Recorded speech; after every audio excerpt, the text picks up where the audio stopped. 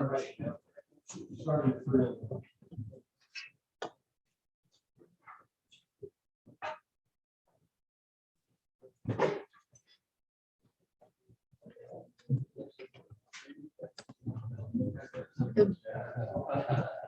all right, welcome to the December 17th meeting, 2021.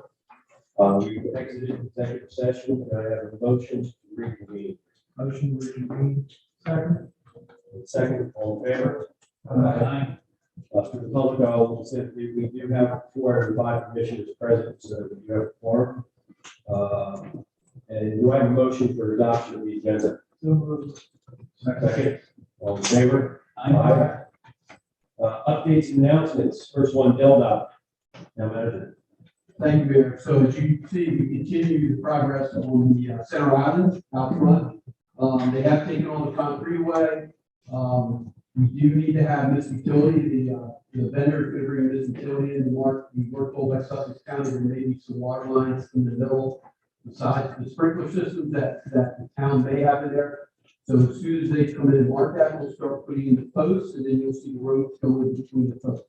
What you see on the north end of town between St. Louis Street and Bayard Avenue are the foundations and the power lines going in underground for the streetlights. Anywhere between 3 or 4 streetlights will be put in sometime in the spring. They're on order, but they're putting the foundations in and the power in now. That's about $50,000 worth of the whole project that's going in just for the streetlights.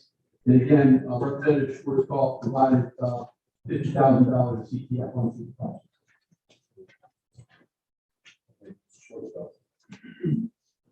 Committee reports. Points the other commissioners, any report on the various committees. I'll just mention 2 things. The audit committee, if you get to the back pages of the case, you'll see there's an audit fee published in there for audit services. We had to meet the contract this year. I don't know how the responses are going, but we are expecting to do that over January and hopefully wrap up the process. And I'll mention also just one of the things that charter code review committee. We do have the chair in the mail, and we will be voting on the chair and the members for that committee. I wasn't able to make it. The infrastructure committee to meet earlier this month. They came up with a fairly comprehensive plan, a little under $500,000 to basically realign and reconstruct a lot of the storm drain that are failing in town.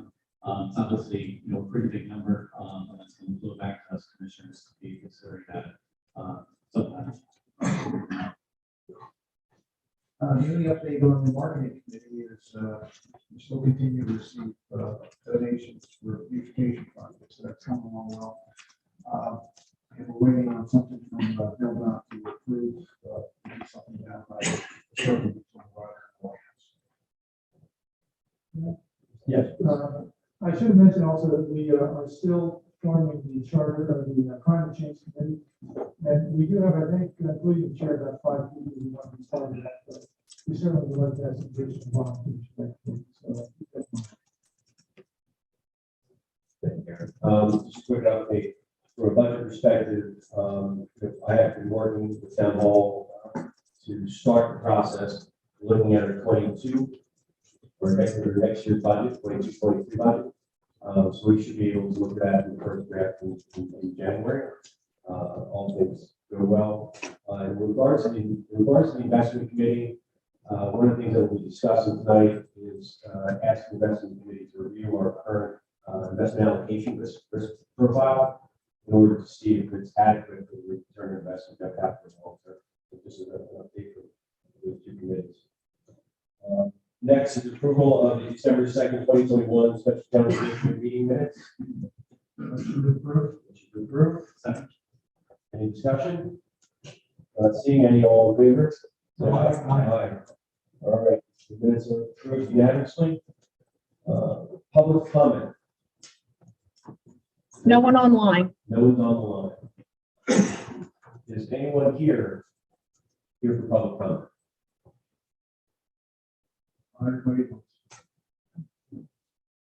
With that, we will move on. The first matter on our agenda is to discuss and possibly vote to accept the Fifth Amendment to the mutual agreement and release between New Beach Enterprise and the County of New Beach, which was meet the requirement for use of 4,000, 8,000 square feet of retail space. Before we open up for discussion, I just wanted to let everyone know that based on some questions that came out in our executive session, council has advised us to postpone a vote tonight while they work out some details. So we can discuss it this evening, but we will not vote on it until the January 21st meeting. All right. But I'll open up to anyone here that would like to discuss the event. Just if I could. Yeah, please do it and introduce yourself. It's Robert. Nice. Yeah, that's Robertson, the Park House, and this way they can do these enterprises, and I understand what was just stated. We do have a presentation to make, but if you do have questions for your attorney, that need to be worked out and maybe further, because it's internal consultation, but I don't want to make that tonight, but I would like to reserve the ability to do that at the later meeting. That's just what I would recommend and jeopardize that. Do you think that would help the process?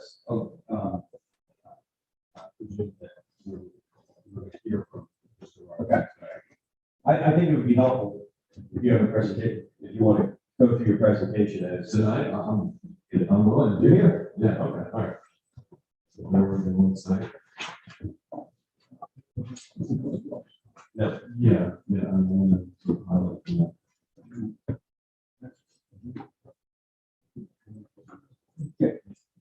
Yes, please, sir, go ahead. Everybody's kind of looking at each other. It's like, bear with me.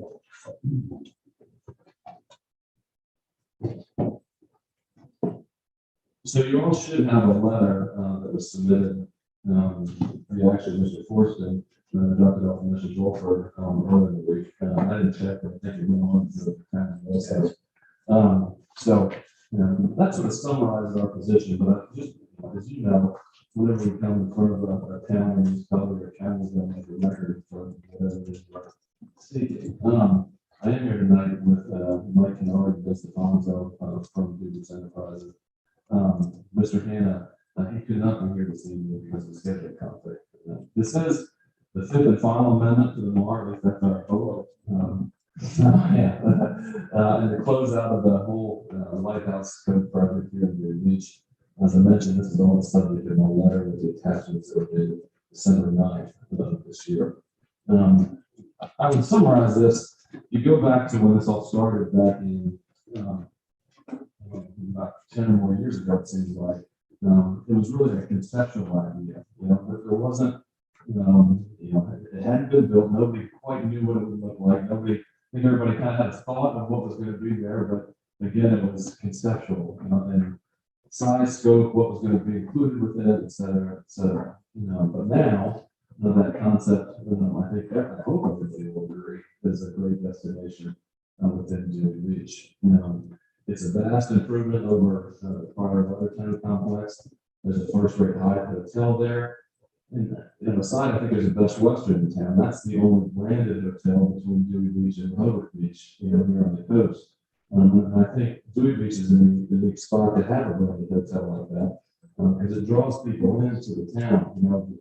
Hyatts or whatever brand there may be, they have worldwide marketing abilities, worldwide reservation capabilities that no other hotel chains or mobile hotels have the ability to do, and that draws people into the town.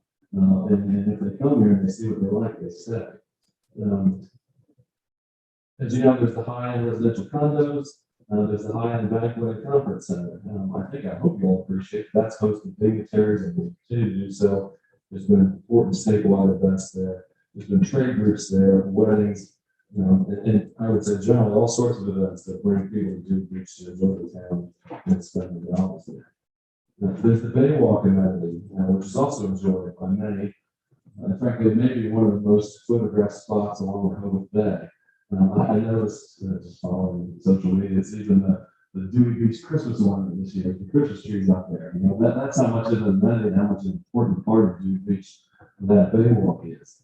There's the substantially expanded beach area. That was obtained through DB DBE to work with Denmark, for the approvals to be able to provide a new beach area in town. Sure, everybody here remembers what it was like before. It's exponentially bigger now, it's like exploding, whatever, but the size of it, I mean, that's a beach that physically didn't exist before DBE came in and improved that whole block. There's a new and improved Lighthouse restaurant. There's the drainage work on Vending Avenue. And I'm happy to report, I don't know if you all have been out there, the drainage works on the bay side of Vending. And actually, the original plan was just to repave what was torn up with that drainage work that was done. But I drove by today, DBE previously had agreed to pave the entirety of Van Dyke. And I'm pleased to report that the pavement looks like it's done like right now. I was out there and the contractors were finishing that up. It still needs to be straight. And that's no skinny little street either. I mean, it's wide with all the on-street parking that occurs there.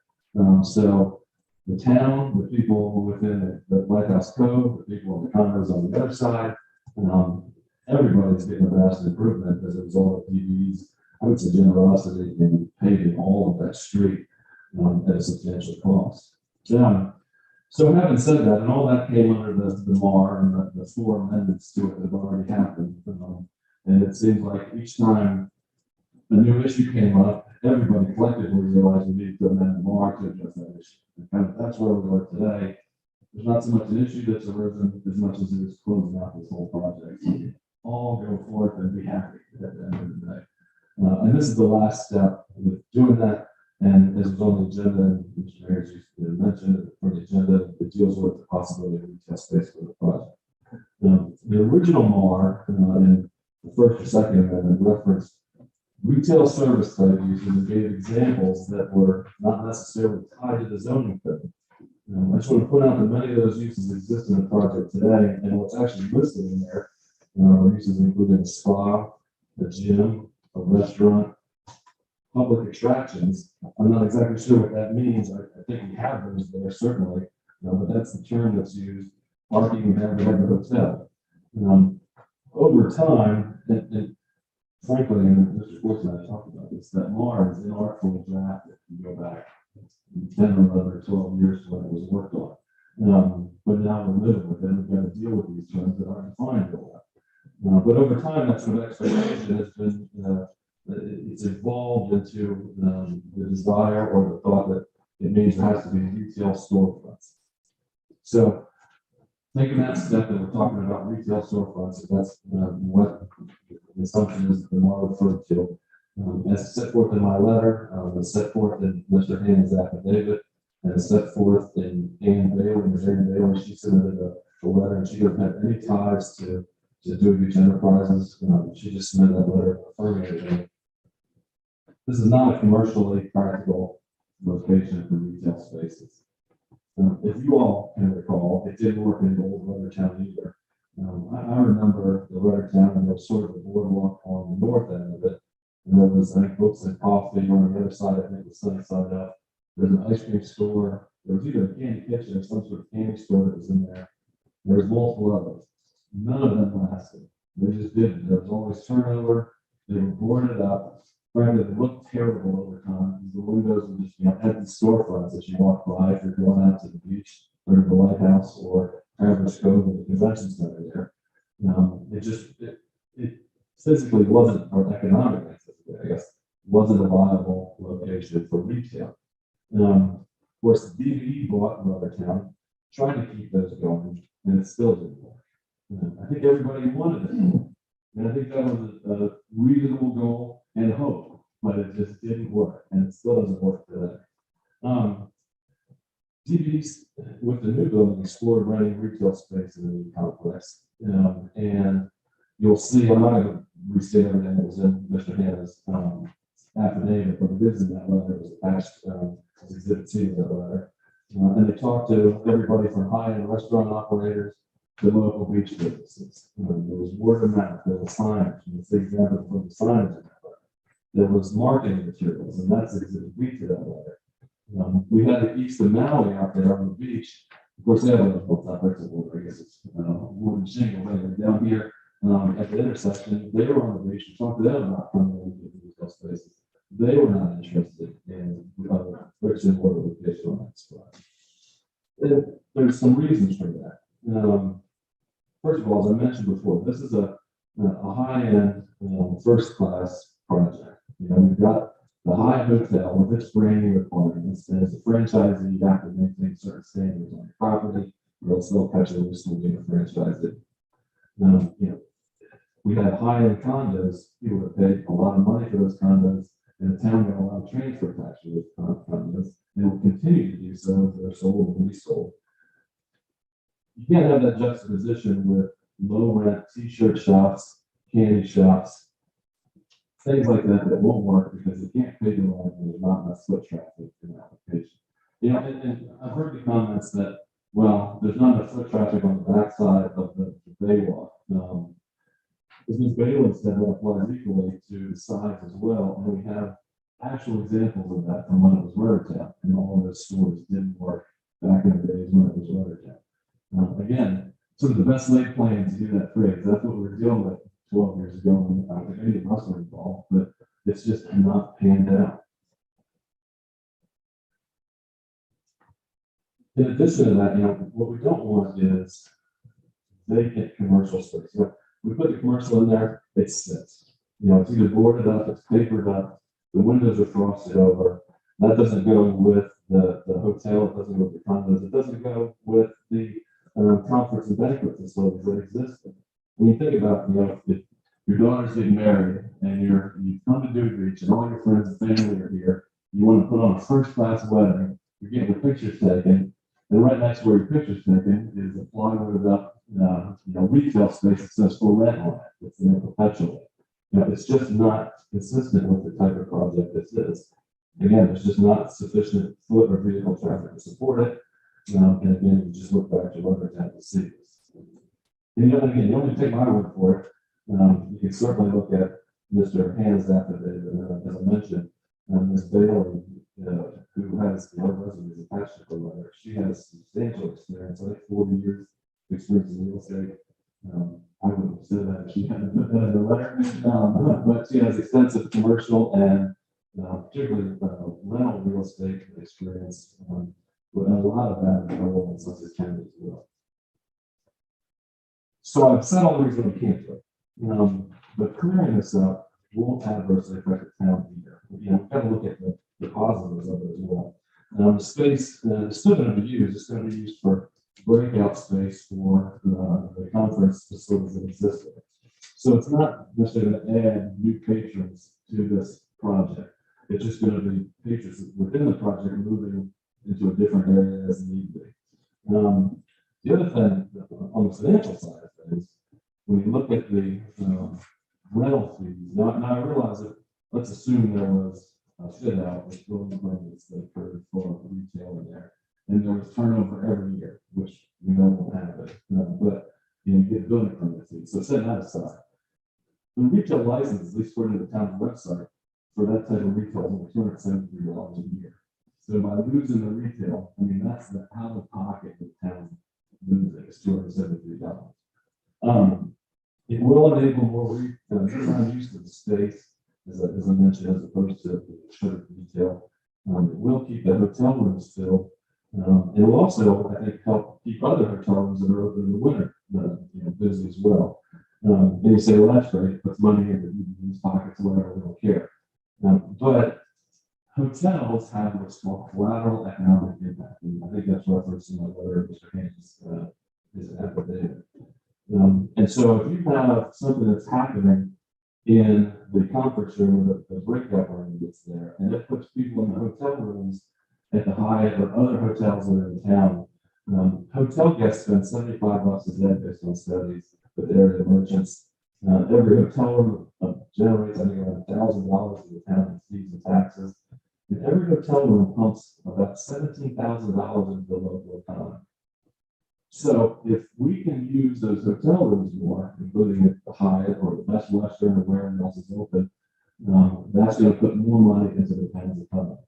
Versus retail that's closed that generates $273 to the town's economy. People don't come to Dewey Beach because of a t-shirt shop. They don't come to Dewey Beach because of the candy store. with some exceptions, they don't come to a small 4,000 square foot restaurant line. That's not what's going to bring people into Deer Beach. That's not what's going to fill hotel rooms. That's not what's going to boost the economy of the town for all this collateral economic impacts. So we'd like to have, going back for 10 or 12 years, we'd like to have retail. It doesn't work, and it really doesn't do anything for the town of Deer Beach or its businesses.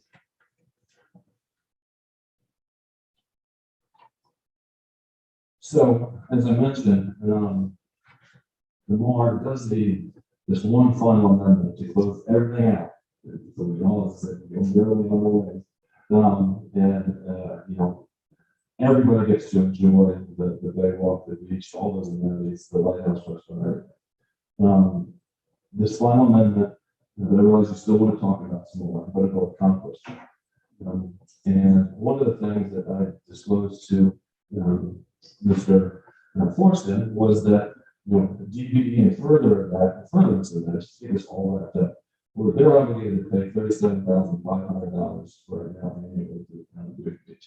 They're willing to increase that to by $5,000, $42,500. That's that blank that you'll see in paragraph 4 of that official amendment.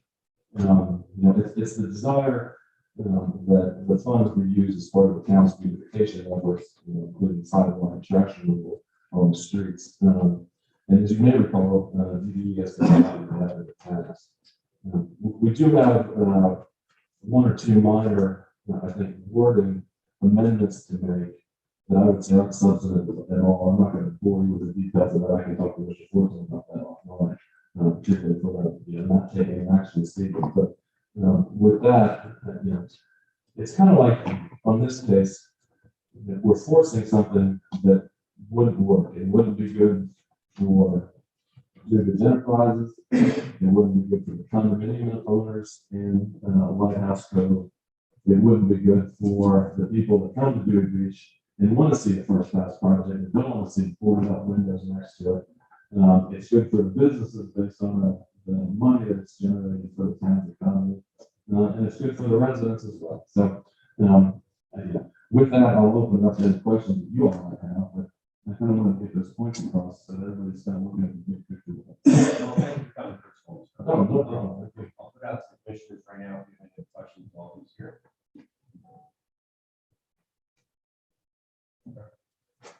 I do not have any questions, but for just a public record, I just wanted to, as I look at the MAR, part of the things that it's not just the present was to look at this mutual agreement release. It did say about 4,000, 8,000 square feet.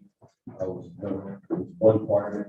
There is a second part, which is a parking space, it's a parking that will have to be taken care of before the next meeting, and hopefully we take it clearly. And I just want to make sure the public understands that Deer Beach Enterprises does not owe us a $600,000 debt that may be forgiven. The letter of credit is financial instruments to secure that the deed is done. So I just want to make sure that it's clear for the public. With that, thank you. Yeah, thank you. I appreciate it. And I'll certainly make myself available. Mr. Fortune and I have been working, I would say, diligently towards getting, this is where we are, and we'll continue to do so. So it's kind of a we do care about all the businesses and all the residents down. We do hope that this is fit and fine. I think everybody would agree with that. One thing, though, and I'm going to jump the gun on this, having said all that, and you all stated that you want to wait to consider it in January. The next agenda item, and I don't know if I should wait till then, but we are working in good faith towards getting this resolved. So I would ask that temporary approval continue while we're doing that. Can you see my, as a sign of good faith, and this is one of the things that we're going to discuss it. All right, we'll close out of that first agenda item. We'll move on to the second agenda item to discuss and possibly vote without the town manager to extend the temporary use of space in the structure as event space in connection with the convention center space. The temporary use expires, which temporary use expires in December 27th, 2021. I'll open that up to commissioners group. Yeah, so I just make a motion to extend it to January 27th, 2022. All in favor? Aye. So as a sign of good faith, we too want to extend it, but we really want to get this resolved. Okay. Thanks. Number 3, discuss possible orders to amend chapter 93B, 93-5, parking permits, A1 regarding the number of discounted seasonal parking permits allowed per property.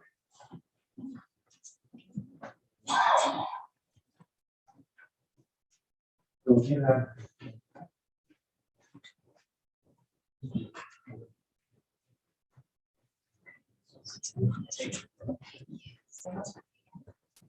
I don't see the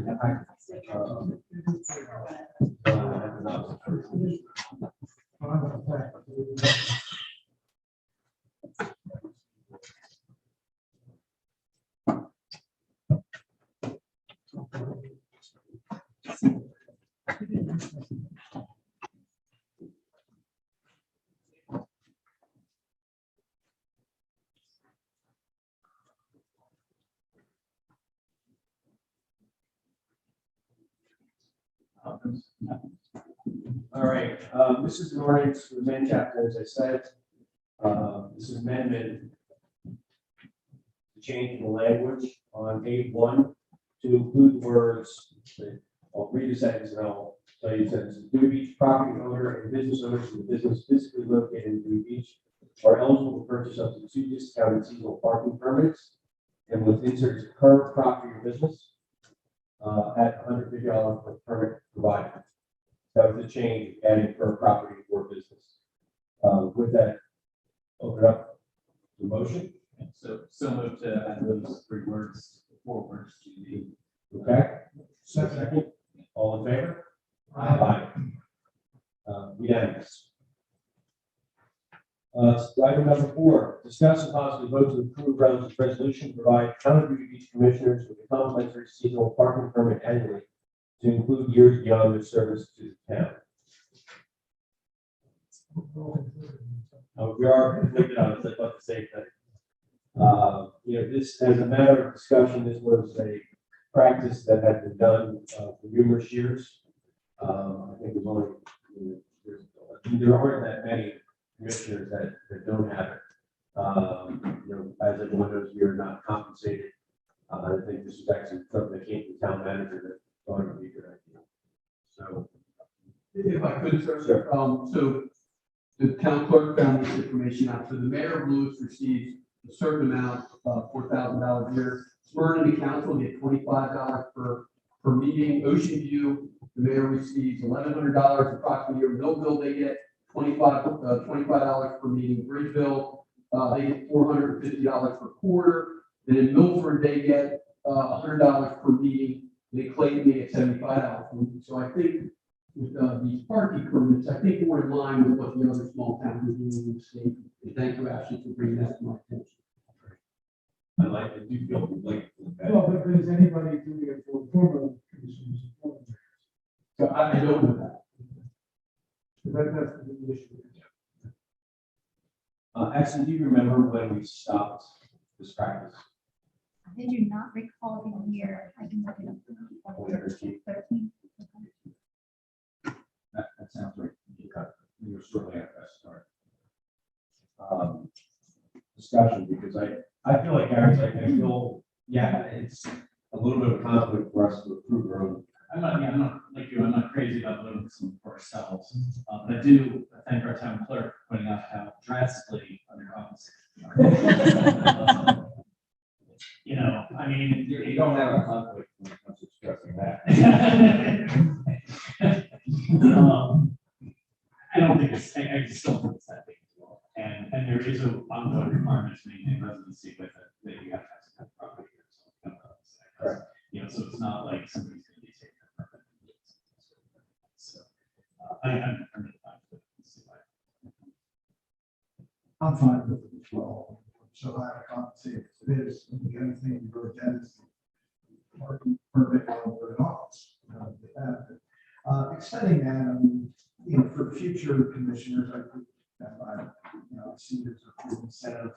None of us here want to do this forever. Whoever the next commissioners are, we see a lot of You know, that's not the kind of words that people say, should have this all the time. You know, so I have no issues with it versus being biased and going for something for ourselves. Not that big a deal to me, but yeah. There's the business. And if any former commissioner or current commissioner, if this does go through, would like to donate to the town, it's city benefit. Yes, sir. Can you come up, state your name, your address? Never invite me to these meetings. Right? I didn't invite you. You didn't want me either. They all do this for this one issue. Real quick, I'm on touch picture. I never noticed before, but it said, I don't know if it did say it before, that they must continue to be a resident and own a property. Did it say that before, or is that an addition? That was an ad. That was something that was added. You're right. The last time we changed it, and I was against changing it, last time we changed it, we said that certain commissioners got their permits under certain conditions, and you shouldn't take those conditions away from them. So if you add this now, it should be for the present and future, not for past. So, because, for instance, you know, there are a number of commissioners that used to write me and make sure that they would get it, they were living in Rehoboth. And, That's an unintended consequence of how we wrote it. It's a great point, Bill. And as this resolution goes through, then we're basically saying anyone who moves outside of the Dewey Beach limits who was a commissioner would no longer. right, and they got it under certain circumstances, under certain circumstances, so if you voted for the future, then fine, take it away from the past, that shouldn't be that. I agree. We'll do it fast and keep that going forward. But for clarification purposes, if there was a commissioner from 13 to 2021, will they be entitled? Or is it from this point forward? Certain ones are not entitled to them now in perpetuity. While when they became a commissioner, it was set that they would only get it while they were a commissioner. But other ones from previous commissioners were told that they would have it for life, and it didn't depend on where they lived. So if there's going to be a motion, is there a motion to keep this simple? I'd just like What's the last part of that? I'd just like to motion that we do this resolution, I guess is what it is, as written, with the additional term that someone who's a commissioner on or before calendar year 2013 can have it regardless of what they. Second. discussion? No, I'm just trying to understand that. So the commissioner has a 2013 or before, okay, so anybody after that would have to document that. To continue to get it.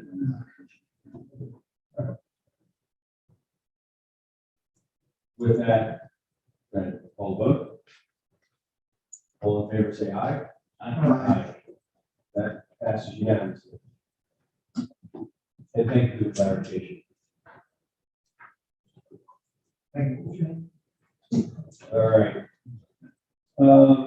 Discuss possible vote to approve Dan Malley as chair of the Charter Code Review Ad Hoc Committee. Motion. Say your last name wrong. Yeah. Malley. Yeah, I said. Nice to meet Yes, of course. As I said earlier, we are fortunate to have a share this today. I think it's very important. It's already done a lot of good work in the past. There's a lot of good work to be done with respect to the town code.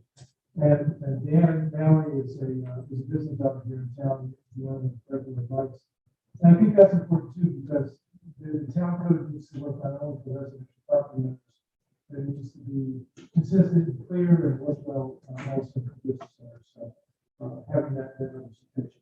So then Dan might want to just stand up and, you know, a few words you want to say. no worries. Yeah, so everybody, years.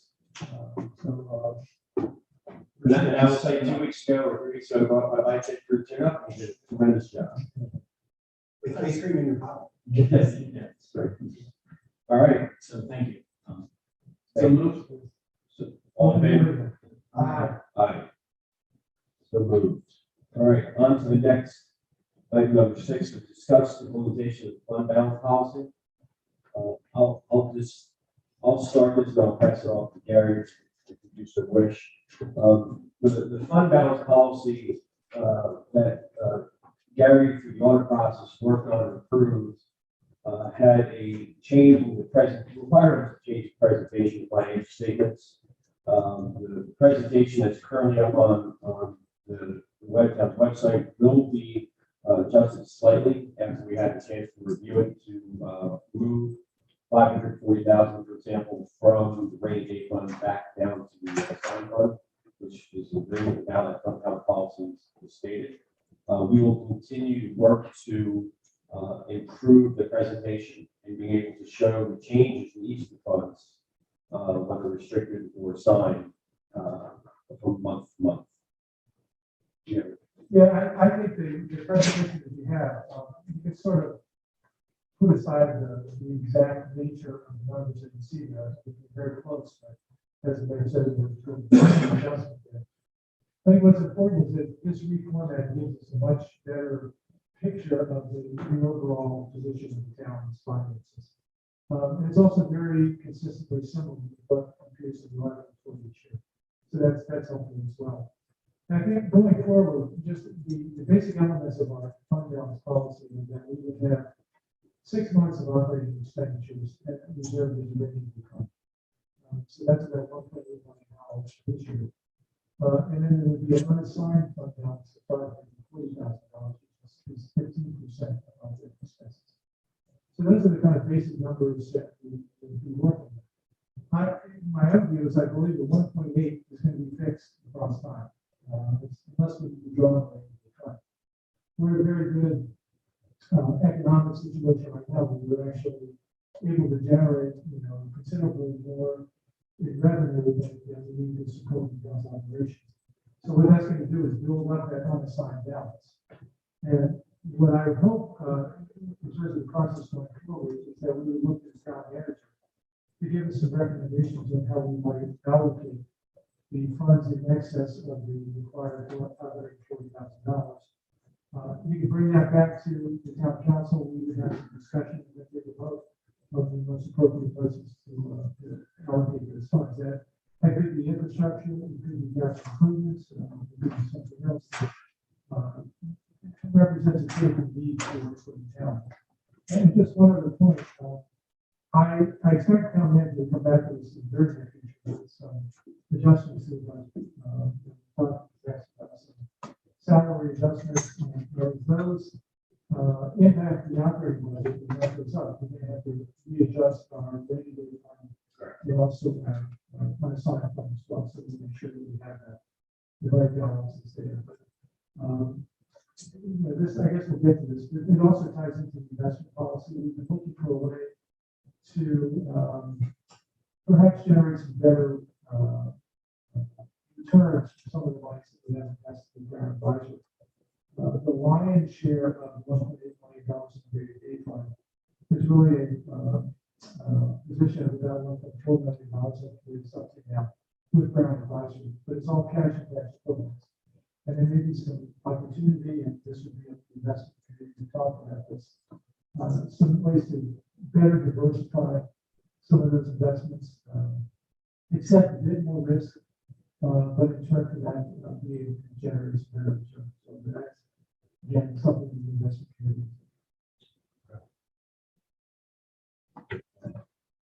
Move on to item number 7, review, discuss the current investment policy, discuss possible vote for the investment policy, investment committee to conduct a complete review and to make recommendations. And this commission person and what I believe is on our current website is our investment policy implementation plan. The idea here is to look at how each of the funds are developed, whether that be the general fund, the fund, short, long, and if those three are actually the scope of investment policy versus long or short, and how the allocation should weigh out between equities, fixed income, and cash flows. Gary alluded to. If you personally had 5 million sitting in a checking account and not getting any interest, I don't think you have your financial advisor available.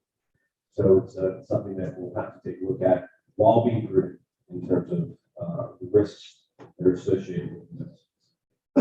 So with that, yes. Yes, I think it's important to point out that the framework, I guess, for investment policy is really in the town code. That's chapter 24 of the town code. So, what the mayor is referring to was included as exhibit, the reason there was the implementation plan that fits within the framework, that's in chapter 24. And I would just note that the last element of chapter 24, 24-6, says the investment committee shall review the investment policy and the implementation plan on an annual basis and recommend changes and amendments to the town council for approval. Any changes to its policy or the plan for its implementation must be approved by the town council. So, that what we're asking them to do is exactly what's in the plan. So is there a motion to send this to the, okay? Second, Yeah, this motion is to refer it back. refer it to the investment. Right, committee okay, for its second. approval. All in favor or discussion? All in favor? Aye. Number 8, discuss town code 167 taxation, article 3, accommodation tax, 167-5 rate, regarding possible increase the accommodation tax rate. Just to be specific, this is the accommodation that's put forth to cover a fee or tax that will call forth to the residents to rent their properties here in town. As we know that, we'll get to financials and the chief will go through how we've done so far this year in terms of the amount. But our current charter allows us to tax, have a fee of up to 3% of that amount. And this is a discussion element that has been brought to our attention that there are neighboring towns, for example, that are as high as 7.5 or 8%. That fee is being passed on to branches that are coming into town. And so the goal of this agenda item was just to discuss that from a commissioner perspective and possibly see if there's any action items for future agendas. We can also make the public aware that it is a conversation. I have a question. Could someone summarize what the local Dewey hotel tax is, the local Dewey accommodations tax, state hotel tax, and state accommodations tax, so we're clear on kind of the total picture of taxation? That's our So a hotel, we'll call that hotel. lodging, yes. So the lodging tax is 8%, and this is through the state. Out of the 8%, 6% goes to the state. 1% goes to the a fund that goes to the tourism bureau and the chamber of commerce, and another 1% goes towards beach replenishment. So that's the first 8%. And we also have a local tax on Beach replenishment at the state level. the state level. Typically, beach replenishment is paid for 70% by federal or 30% by the state. So that's where that money comes from. Now, that's the hotel tax. So we also put in, 1.5% today that will go to 2% in April. And possibly another 0.5% and another 0.5% on top of that. So that's an explanation of the lodging tax. The accommodation tax is 3%. But the local tax, yes, that comes to us. Now, the state doesn't have any take. Delaware is one of 3 states that doesn't do we've been discussing for years why Delaware doesn't do that. So the area that causes the most hazard for people is we realize that not everybody claims the exact number of it. I think we all realize that. But Airbnbs and things like that now, we can't make them tell us who paid, who didn't. You know, they will collect the tax, but they don't have to forward it on us. That's up to the property owner to now pay us. So with this, there's an equalization tax that's been bannered around for probably 6, 7 years or longer. And what that does is that allows the state to collect the 8% like they would charge a hotel. So whether you rent a hotel room or you rent a house or condo, it was the same price. You would pay the same tax. Now, the state would then collect from the Airbnbs. I'm just saying Airbnb is one of them. I don't way. There's hundreds of other sites you can rent a house. So the idea is if the state takes that 8%, we keep our 3%. Rehoboth, for example, charges, I think, 6, right? So Rehoboth would, if the state implements it, they would charge the 8, and Rehoboth would keep their 6 versus us keeping the 3. So if we were 6 like Rehoboth would be, we would keep, 6 of the 8% that gets taxed. So it's one of those questions that yes, I mean, I think if we ask our residents, if the state's going to tax 8%, we'd rather keep that money and do it for things that we need around here, we'd rather just give it to the state. I think most people would say, yeah, let's do it. Now, unfortunately, we don't know what the state's going to approve and when it comes up for. It comes up every year for discussion. And I'm of the belief that one of these years it's going to go through.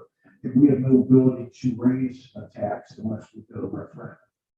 So we would have to have a referendum to raise our tax if we even wanted to go to 3.1%. We'd have to have a referendum on it.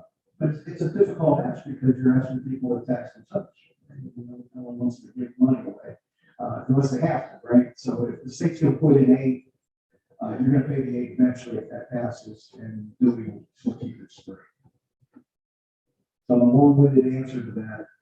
It's something that's been out there for a while that probably needs addressed. So I appreciate the thorough clarification on that, because I wasn't clear on how all those things interacted. If the state did a larger tax on accommodations, not the accommodations that we're talking about, are we at risk if we don't have an accommodations tax already in place of forever losing the ability to get that? So, and then the other question I had about. But we do have a 3%. Yeah, well, so right, that's correct. And then I guess the other question I have is on your point about the referendum being needed for the accommodations tax. Is that by charter it's in the referendum, or what's driving that requirement? It's the accommodation tax is authorized in the chart. What it says is the accommodation tax on residential rental is set from time to time by the commission including that may not exceed 30% of the rent or lease amount unless approved by the recommendation. Now, but if you look at the code where there is a discussion about the accommodation tax, it says you have to have a referendum and approval by the state legislature. But that's in the code. So the question is, are the conditions that are in the code minimally sufficient for us to be able to change this if we were to change the code?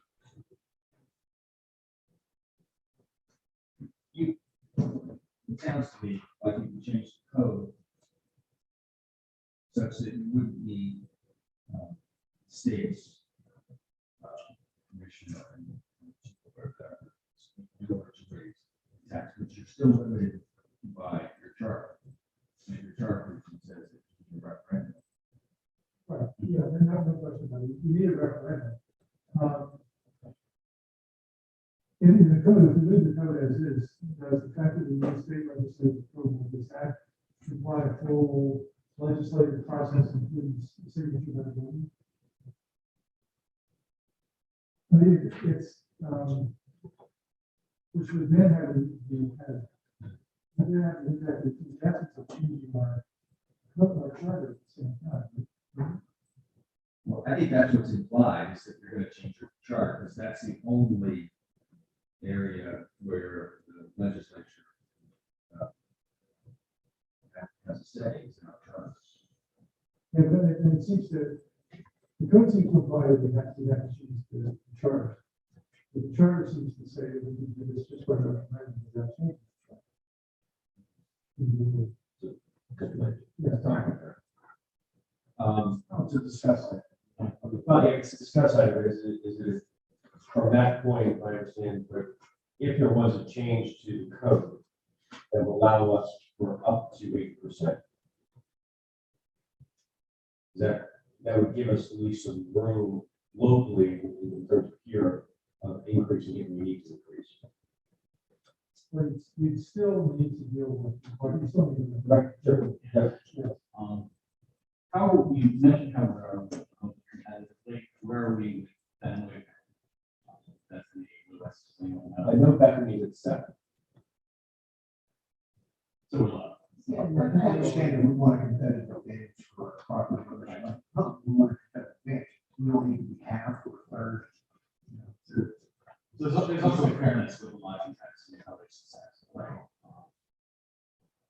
You know, I generally don't like raising taxes. I think like what we're gonna use the money for. But the point you're making about the state, you know, once the state sees that they need to figure out a way to get some money, this is gonna be on their short list, I'm sure, you know, next time they need to figure out a way to raise revenue. And I hate for us to kind of come up on the short end of it, especially when referendum requires can't do it, right? So that's kind of my thought process. People have to approve it anyway, so it's not like, Maybe there's we're gonna look to a our will, you put it in know, place you that. know. I just think we should have the optionality in place if the referendum goes through to have that mobility. You know, as we look at the financials, we know that this was a really good year for the town of Newport Beach. And as we sit from April to November, we're currently just shy of 608,000 that we take in from the county. It's a lot of great work for the town hall. Thank you, Sean. Thank you, Sean. Okay, thank you, Jay. Thank everybody. So, You also. If I can add, yeah, Chair, I mean, I think if the charter authorizes you to raise the rate, if the charter currently authorizes you to raise the rate, then the code would not require you to do anything with respect to obtaining authorization from the Delaware General Assembly. I think that's just a reference to, of course, you can raise the rates only pursuant to referendum, but only to the extent permissible by your charter. That's how I don't think you'll need to. And but when you read the charter, it's not precluding us from raising. Just based on the language in that. So that we not exceed 3% of the revenue unless approved by our. So if we have a referendum, we could go to 19%. Well,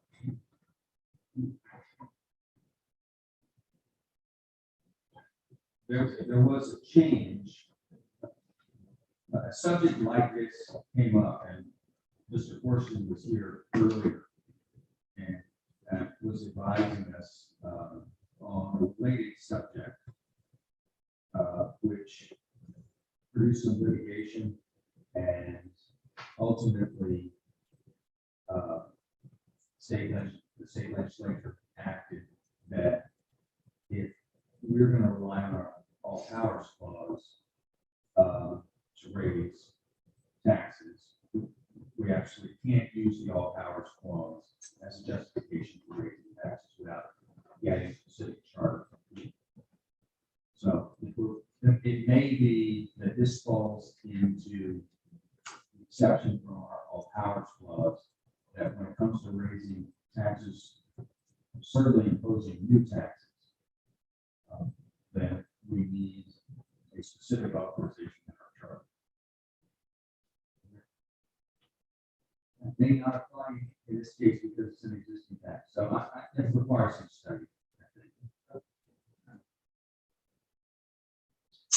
I just, you know, as we go through this process, again, this is a discuss. I think each of the commissioners had very valid point in terms of if not, if the state does claim 8%, then Dewey Beach is left with 3. You know, the remaining 3. There's an opportunity. I think we asked the president of Dewey Beach, that was going to happen. They did choice of whether that money stays here or whether the state, they're gonna want it to stay here. We all, the commissioners in town, I think, are understanding that we are in a position right now. Having the ability for optionality in the future is always a strength. And just, you know, we will have requirements of our capital over the next few years. Our facilities are depleted. And so, But if I look at, we collect 680,000 now accommodations tax. Each three, if we were at 6, that's 680,000 would be given out. By not acting. And see what happens. Well, I mean, the fact that this is a referendum really. Right. You know, right. Agreed. Okay. Move on. Number 9, review and discuss progress plan and feedback regarding the possible new town hall for police department. Thank you, Mr. Mayor. So, Chief and I have been out, we looked at Troop 7, we looked at Rehoboth. I've been part of, last 30 years, working in law enforcement and working in spaces to administer other groups under me. I took a list, based on where I've been for both the town hall and the police station. Came up with approximately 25 different spaces inside the town hall. I came up with 37 with the chief's input and with other employees' input from the town. For the police station, 37 different rooms that would be needed. I turned that into the mayor last week. So we stand by for discussion on those rooms that we came up with for both the town hall and the police station. Move forward. I know Commissioner Jasinski thought about having a working group at one point, but we have these and we are ready to move forward with these. So when you say move forward, we need. So if you want to have a working group and discuss what we've come up with, we're ready to do that. And if the commissioners decide not to have a working group, then we're ready to start looking at architects. So I think we should have a workshop. You know, maybe we don't need a working group, implies we're gonna have a series of meetings. But given that you've already kind of come up with, you know, kind of a list, I think we can have a workshop. And at the workshop, we can kind of some kind of conclusions of what's really needed from that point. It should be a joint workshop with us and yourselves, key staff, as well as the public and maybe people in the public who want to weigh in on, you know, what we're doing, you know, specifically how much we need. So, I don't know if everyone else is. I agree. Yeah, I would ask that we have as possible. And we'll obviously have a special meeting to discuss the requirements. I can tell you that you know, I've worked on several of these types of build-out projects, and there always seems to be a little bit of a scope creep in terms of, you know, from a need to a want to a have to have. And I think having that workshop is going to nail down these really the exact square footage that we're going to need. And I said, just as I went through it, you know, I want to know based on what town manager put through, I put numbers through, and I come up to around 10,000 square feet. I have no idea what that's going to be, the right number or the wrong number. But that includes that you generally have to have 25 to 30% you add to that space just for halls, like just for dead space. So there's 7,000, but in my mind, there's that 7,000 square foot office room, that facility, another 3,000. Yeah, halls and bits. We're currently in a space of about 6,000 square feet. That's without code enforcement, or is that with code? That's just the building that we're in. It's about 6,000 square feet. That's the Ronnie Street building. Yes, No. and we have outgrown that. There's no doubt we need to be up around 10 to 12,000 square feet for our new facilities. It's not a whole lot. Well, how big is the code enforcement building that's being utilized? 800 square feet. Okay.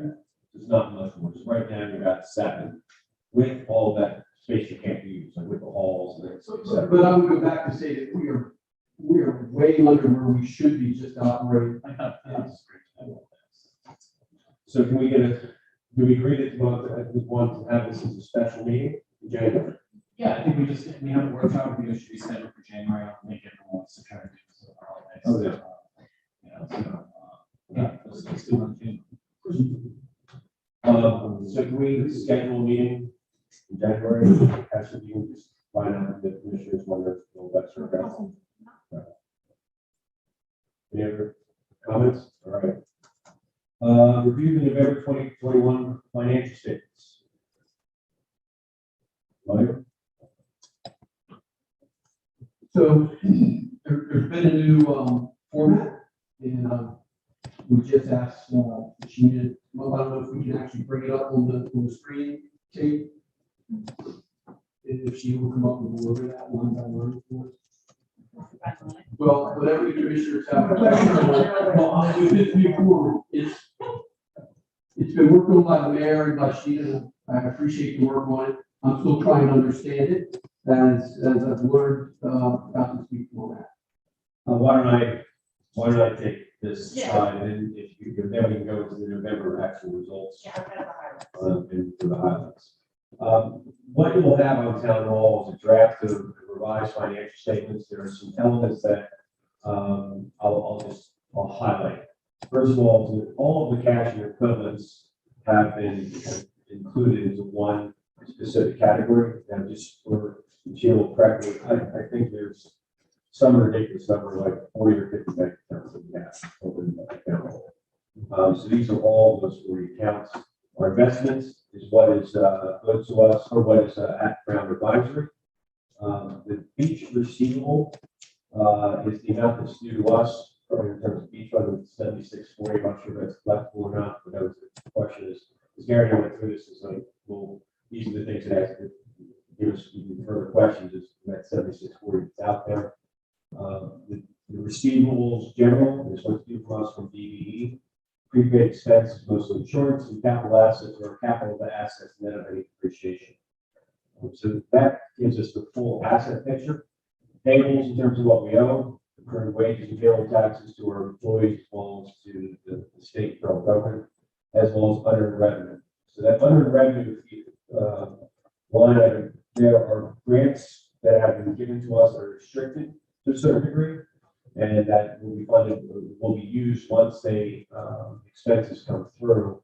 And if you remember, the increase from September to October of 375 has to do with the relocation of 5 people. It's not earned revenue until it's actually utilized.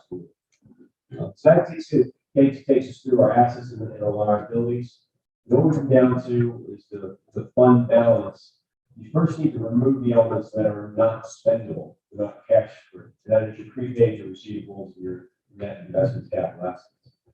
And then we have the restricted, which this is a change in terms of presentation. If you look at our audit, the beach fund is part of Dewey Beach. It is part of our funds. And so that was brought into this presentation to show what the beach replenishment fund is, as well as the unrestricted fund under the review fund. And then we have our several assigned funds with that from streets and infrastructure that are unassigned. As you look at the figures, I'll just say that the version up here is overstated slightly. As Gary mentioned, the rainy day fund should be at 1.8 million. And we currently, if you move that to 1.8, we roughly have 2.3 million sitting in the unassigned fund. So that was the request that Gary had made in terms of possibly looking at how we are going to allocate that, because it should be around 540,000. We will go through a process of reconciling the funds, each of the funds, what's been added, as well as what's been used. And for example, just to give you a look at it, we started with 648,873 in our street and infrastructure. We have increased it by approximately 160,000 the changes fund through transit tax permits and parking. Yet the balance is 10,000 lower. So that first that we spent 170,000, at least 170,000 has flowed through to reduce that. Again, we will from now into the meeting, we have January, we reconcile it to get better sources and uses of funds. So, any questions on that? I don't have a question, but I think I said earlier that this is a much better format. And I think on a regular basis, particularly for something like streets and infrastructure, and at some point very soon, capital improvements, we should have a separate reconciliation sheet that's available so that everyone can see what's happening there. I would still argue that we should have a separate balance sheet for each replenishing fund. 100% right there, but I think because it's such a large fund, it's been around for a long time. I think for people to be able to focus on that separately, if they choose to do so. But certainly having it as part of this overall kind of use of existing balance sheet is very good. I agree. I like the new suggestion for the new. Right, with that, we can go through the November financials and financial summary highlights.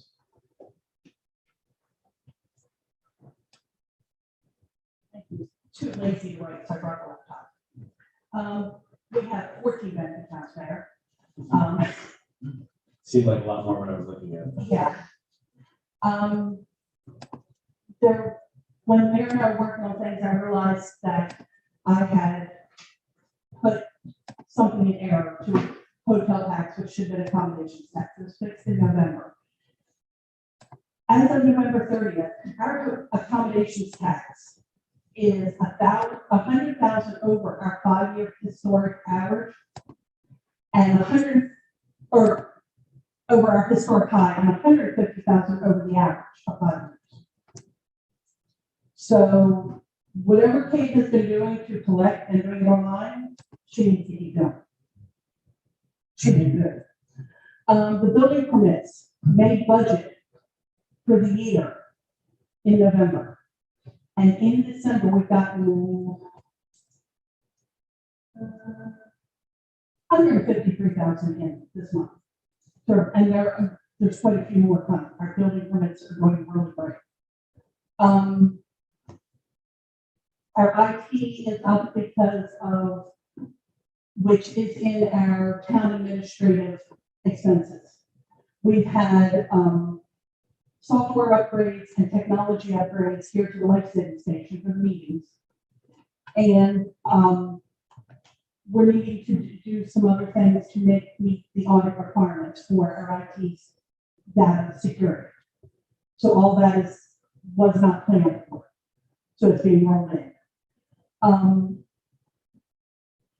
Another reason the administrative expenses is high is the town administrative we've been posting a lot in the newspaper as far as employment ads, as far as every meeting, that adds up. In the town operating expenses, our street signs and lights and our parking meter permit expense, both of those are causing the expenses to be high. However, most of the street sign and light expenses will be reimbursed out of our municipal street aid grant. That is done in June. I have to report to the state, so it's all done at one lump movement. The parking meters, it's been repairs to the kiosks, and the status of the kiosks is being evaluated by Mr. Dolber and head of parking, Mark Leonard. Another thing that's high this month, and it's to continue to be high, and it's nothing that can be done by the department head, is the police gas and auto repairs. We all know the cost of gas is up. They're suffering. And they've had some weird auto expenses that have occurred. And also their supplies is up because the cost of ammunition is up. That's out of their hands. I've been doing some projections on where we are with hotel tax and where it will be next year with the 2%. And we're looking at about 250,000 just based on what we have right now. We got nothing else in the next 3 months or the 4 months, December through March. If we got nothing, we'd have about 225,000 next year based on these numbers. So, and I know we're going to get a little bit more people come to the beach in the winter. That's, about it. I started on the budget and we're hoping to make things better. Any questions? I just have one question. The mayor provided me with more detail. Yes, sir. Right now, the investment fees are up to $20,000. Yes, sir. The mayor had requested that as of April 1st, 2021, I moved the data for the beach tax into the one database. So I'm not bouncing between multiple databases. And we have less chance of making errors, and that all the investment fees from the large investment firm advisory for beach tax is in that. But it's a great point there, but sorry, Paul, one of the things that we may want to do is, again, as we build out our changes to the general funds, those fees would go against the beach fund versus the general fund. So we would see that as a change in that fund itself, not in the general operating. Same thing with like the 9166.25 we have for 5 people. So commander operating government reduction in the broadband fund. And I've already moved the police extra duty income so that it offsets the police salaries.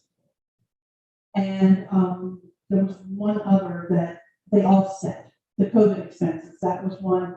And I've got to do the beautification of the beach mats, because the beautification is going up, but it's from donations for the beach mats and things like that. Great. Thank you, gentlemen. Thank you. Good job. Number 11, next item on the agenda, town manager comments.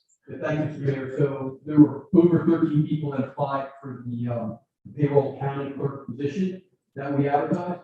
Out of those 13, we narrowed it down. Sheena narrowed it down to 3, and then the mayor, myself, and Sheena interviewed 3 candidates and selected 1. They accepted the position. It is pending a background investigation by the state. We have them pulled up, turning in their information. The state will be a quick background done.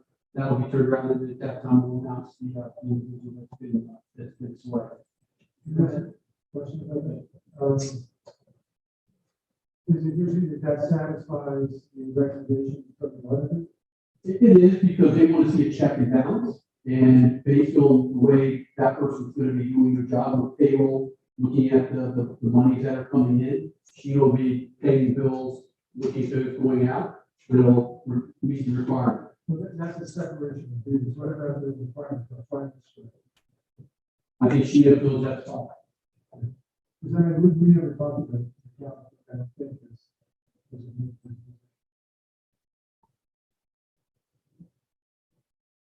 I thought we did go back to that over there. We could go through the slides a little bit.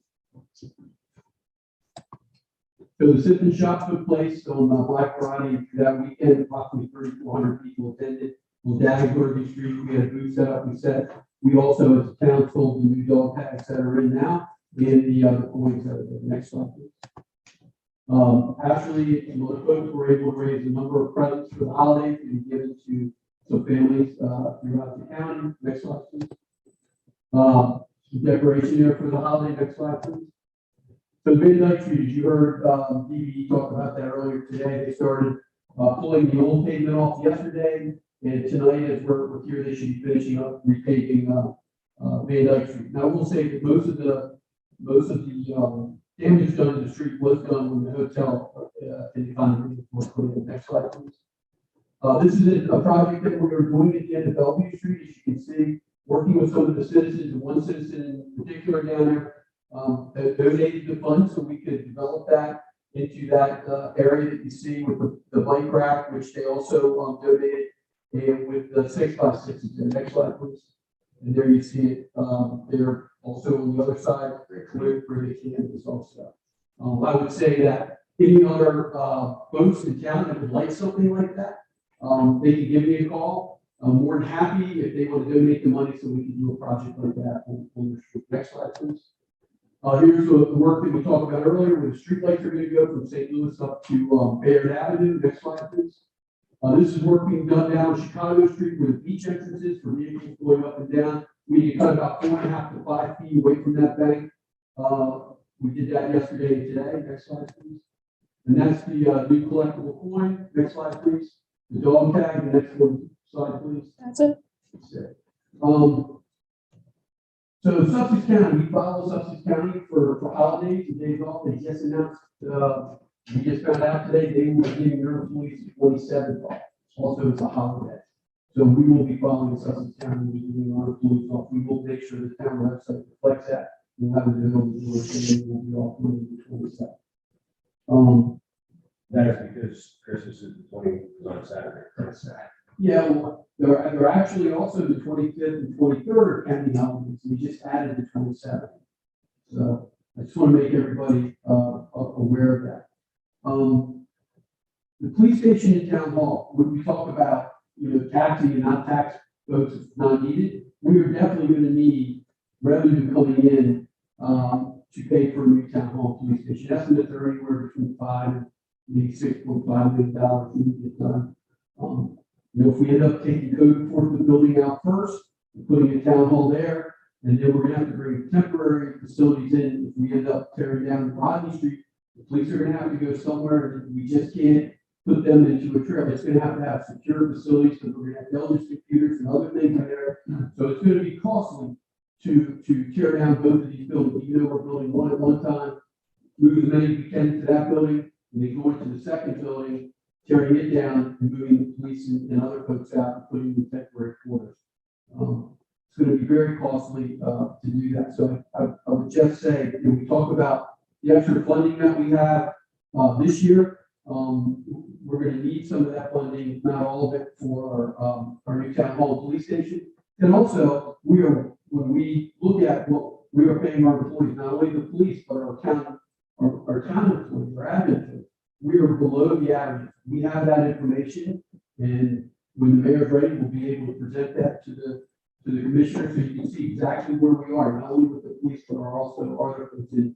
With the extra revenue that we have this year, it's a good time to bring that up. We're trying to keep it up to about $100,000 to bring us up to where we need to be in revenue. But when you look at where we are compared to other towns, even if we spend $100,000 on the salaries to bring them up, based on that, we're still going to be below average overall for our employees, including the police station. And a special thanks to Sheena, Kate, and Ashley, and the mayor for a number of different things they've done, especially working on the general fund and the policy. Thank you. Question for you, Bill. You have what you have there that's great at Bellevue, in terms of the railroad ties, any idea, an estimate as to what that costs on a per street basis? So what we're Not doing only is, sinking, there's also sinking wires, that part of that also? so actually that is put on just on the end of the Bell Road, and we checked with Denver, we're way within inside the Union crossing, where they consider the Union line there. Materials and our time, labor for two individuals working on that for about 3 days. That's what it's like. It's going to be just under $6,000, maybe a little bit. I don't know how to find the numbers yet, but all that is being reimbursed through donations to the town. I look great. All right, police chief comments. Chief Packard. One thing I have, Mr. Mayor, is I'd like to thank the Delaware State Police Troops having the captain up there. And City of Rehoboth Beach. Like the town manager told you, they extended their facility, they opened up every room for us so we could get the way out of their departments and things that we hadn't thought about. We got some good ideas from them. So I look forward to working with you guys on how we can do that. One thing I was here when we went to the old college, to the facility where we're at now, and I remember the trailers and working out of them. And it's going to be that's going to be a challenge that we're going to have to overcome before we even start breaking ground and move forward on that. But as of right now, nothing no major significant incidents in town, and wish everybody safe and happy holidays. Move on to the next element of the commission's comments. Mr. Barrett. When you look at these financials, there's so many good things that are happening financially in town. And when you sit here and think about it, obviously we're gonna keep that going. What would possibly, how could you get your needs on that? Like what would happen? what could happen if it's, you know, this nice train ride that we're on go away. So just trying to think of, you know, how, you know, is there anything in the future that we can prevent, you know, just, you know, the time, look at employee praise. Employees are doing a great job.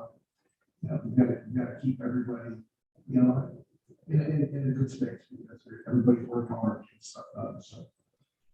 You know, the town manager is your point here, you know, we can come up with some good things, but we gotta keep this thing going. Especially when you're, it's the best time to make decisions like that. You know, we're short about it, part. Commissioner Gibbons is not present. Commissioner Jazinski. Yeah, to town manager, Mr. Goldberg's point, you know, we have a lot of potential expenses and great things for the town coming up, including town salaries, coming out, town hall, infrastructure committee, identify the line of needs. You know, and these are all great things we need to get done. We just kind of got to keep our eye on the big picture of our revenue opportunity and how we're going to kind of allocate that, how we're going to allocate our fund balances, as well as our borrowing authority, to try to get as much of this done as we possibly can. Yeah, I think it's early. I fully expect the town manager to come back to us with some recommendations for salary increases. Other regular additions to the operating budget. When you do that, please give us the justification of the need as early as possible, you know, not 2 days before the meeting before the respective vote. I think we really need some time to be able to evaluate that. And whatever proposal you come up with, please make sure that it's accompanied by not only the increase in operating costs, but also the revenue changes that will be there to support that. We have to maintain balance in budget. Yeah, other than that, I wish everybody happy holiday. From my perspective, yes, it's been a great 5 months, 6 months, excuse me, was it 5? It's a little bit more than it is. The year's almost over. Town hall, running great. Thank you to everyone. It's been wonderful. And for the 2 commissioners, thank you. It's been great for the last few months. I hope that continues. No. I don't trust stuff touching it. So with that, hope everyone has a great holiday, safe, and it's a great time. With that, can I have a motion to adjourn? Motion. Second. All in favor? Aye.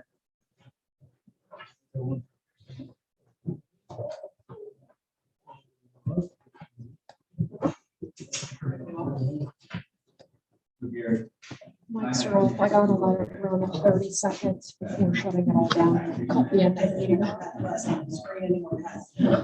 Well, we can see you. So as long as I cut it off in time, we won't see your butt, but I make no promises.